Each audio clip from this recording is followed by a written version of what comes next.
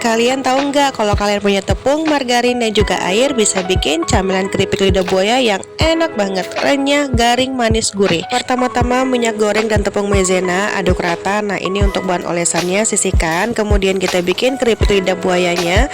Masukkan tepung terigu, margarin, garam, dan secukupnya air. Kemudian kita ulenin sampai adonannya bisa dibentuk ya teman-teman.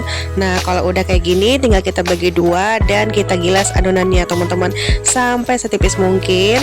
Kemudian kita rapikan, lalu kita olesin dengan bahan olesan secukupnya teman-teman, secara merata ya. Nah kemudian kita gulung secara berlahan seperti ini, lalu kita potong sekitar 2 cm.